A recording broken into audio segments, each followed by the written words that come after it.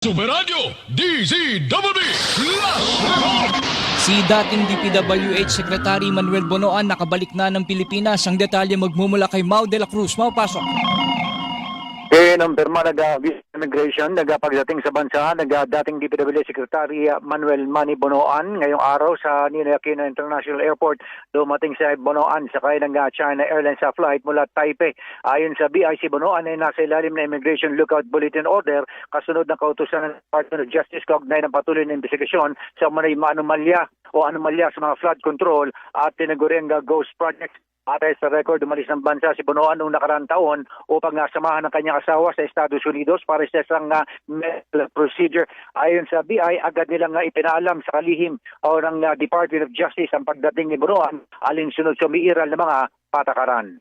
Ang inyong kapuso, Mau de la Cruz, GMA Superradyo DZWB, dapat totoo. Superradyo DZWB Flash Report!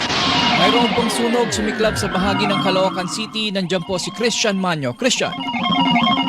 Isang sunog pagsumiklab sa area, bahagi ng barangay 151 sa Caloocan City pasado alauna ngayong linggo ng hapon. At sa impormasyon mula sa Bureau of Fire, ito ay nakataas na sa ikaunang alarma at irerespondihan ng mga bumbero.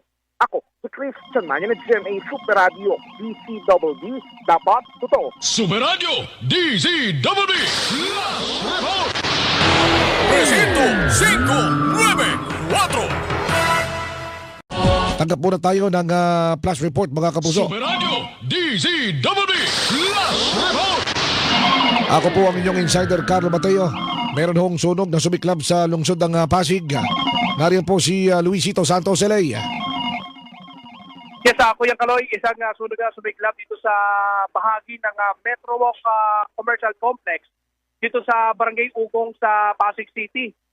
Ayon sa Pasig City Fire Station, nagsimula ito sunog bandang alas 2:14 ngayong hapon dito nga sa isa sa mga gusali dito sa loob ng naturang commercial complex. Umabot sa ikalawang alarma itong sunog. Kuya Kaloy, itong bahagi nito ng Di ba may demolition Metro Walk dyan? Yes, Kuya Kaloy, ito po yung may mga bahagi na po dito ng mga establishmento ang kasalukuyang dinedemolish. Dahil ito pong bahagi ng Metro Walk, bahagi po nung tatayuan ng Ortigas Station ng Metro Manila Subway. Kung tutusin, Kuya Kaloy, hindi na operational, kung pati sa observation ko, hindi na operational. Yung bahagi kung saan natin unang namataan yung usok, kung saan nga nangyari itong sunog.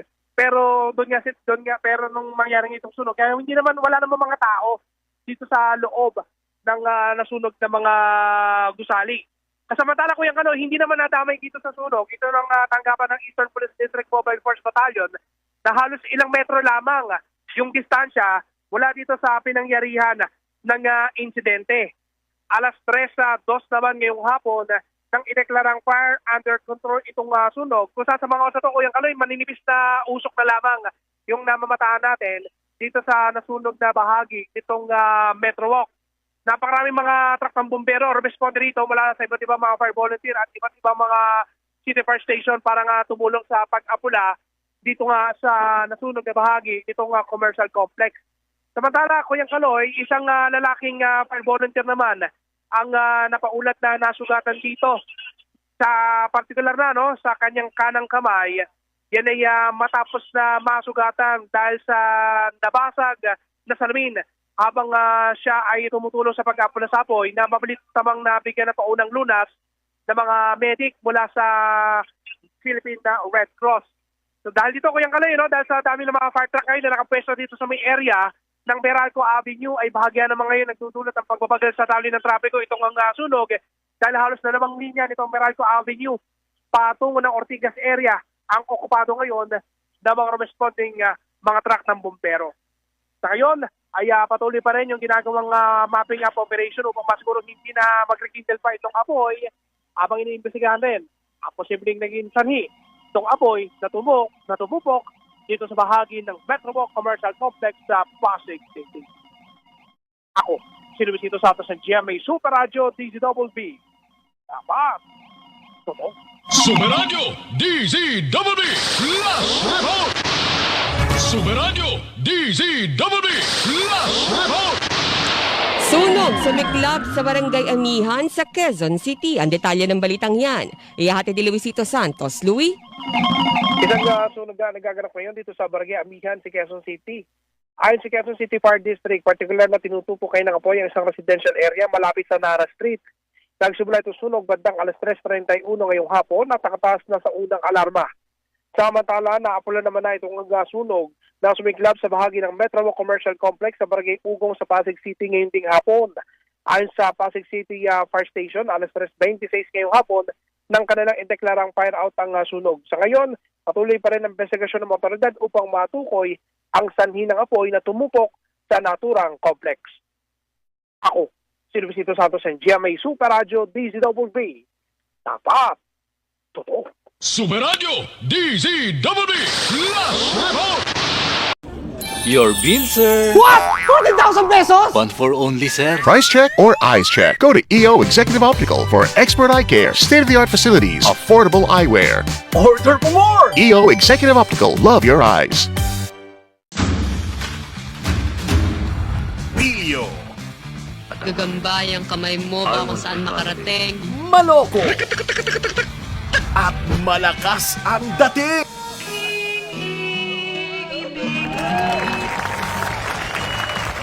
Pero kung kinakailangan, kakampi ba kita o kaaway? Ha? Siya ay magiging batas din. Panoorin si Eddie Garcia Mismo. Wala nang iba. sa Cinema Noy. Tuwing linggo, 6 p.m. Sa Viva Cinema. Masayang balik-balikan. Hindi niyo na kailangang umpisa. Magdasal lang yan.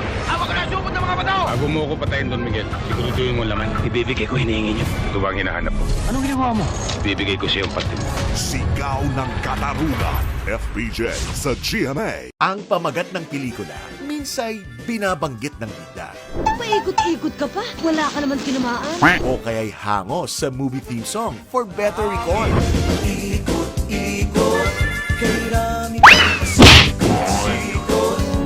Kahit konting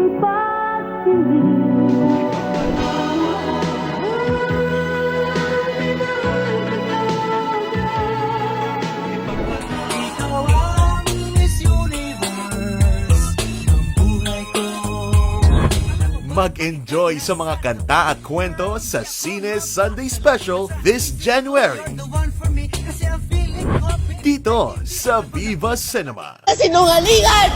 Ngayong Lunes, Ano pinagtatalunan niyo? Huwag ka makialam! Sasampalin kita! magkakaalaman na. Something about you. Pagsisisihan kinalaban mo. Abangan ang cast ng House of Lies live sa unang Hirit. Huwag magkakamaling sila'y kalabanin If you walk in the park, luck man, Godspeed. dahil hindi ka nila paiisahin. Diyan sa lupang kinatatayuan mo. Katayin kita. Panoorin ang mga astig na bida May pa-prinsipyo pa kayo! Baliktad din pala mga balahibo nyo! Labang buhay ko. Ako ang magsisilbing tinig sa lalamunan mo. ng Sunday Supreme, 7:30 p.m. sa PBO. Salamat mga kapuso sa inyong palagiang pakikinig. Ang Super Radio DZWB ang #1 sa buong taon ng 2025.